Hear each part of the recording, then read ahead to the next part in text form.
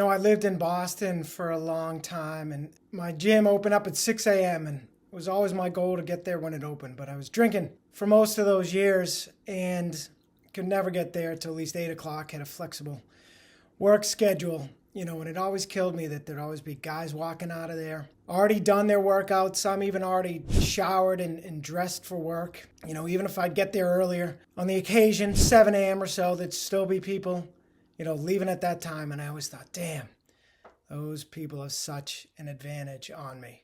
And likewise, a good friend of mine, we both started out in sales together. He eventually started up his own business. He's in California, and he'll call me 5 a.m. his time, headed to the gym. It'd be the same time that I was headed to the gym. And that always killed me. And I knew he was getting a huge advantage. And that was a long time ago, and he still owns that business, and he's still doing incredibly well. So, I'll always wonder. I refuse to have regrets, but, always wonder. And I've done okay in my time, especially while I was in sales drinking, luckily, until this thing progressed to such a point that I had to get out of it. But, the overall point is just that by quitting drinking, we can also get such a competitive advantage in terms of improved physical performance, sleep, recovery, weight loss, overall just health and well-being. I was reading how alcohol enters virtually every cell in the body.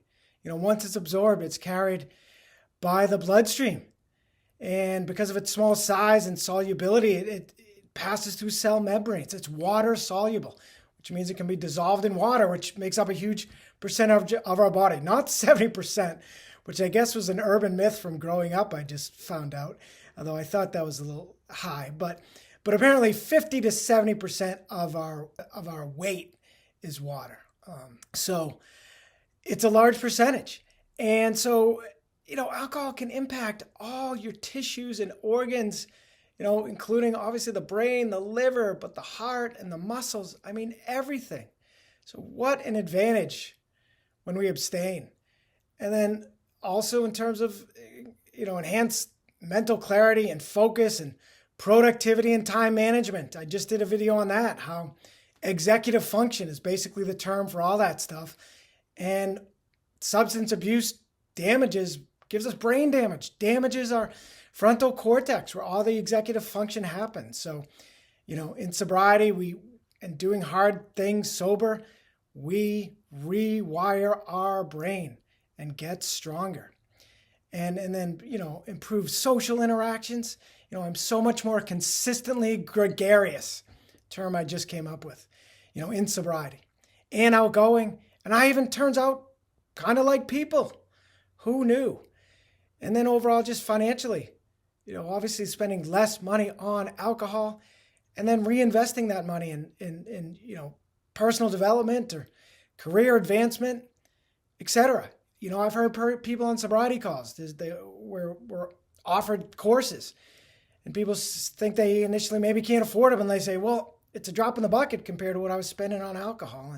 And then overall, of course, I always say sobriety is priceless. So the message is that quitting alcohol does give all of us such a competitive advantage, no matter who we're competing against, even if it's just against life. And the younger you are, the greater that advantage you're going to have for the rest of your life. But we all are.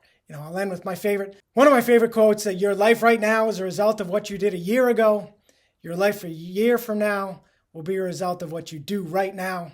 Act accordingly. So, no matter how old we are, every year for the rest of our lives is going to be better. And that for those younger, it even just compounds it. So that'll do it. Stronger, sober. And as always, please like, share, subscribe. Thanks.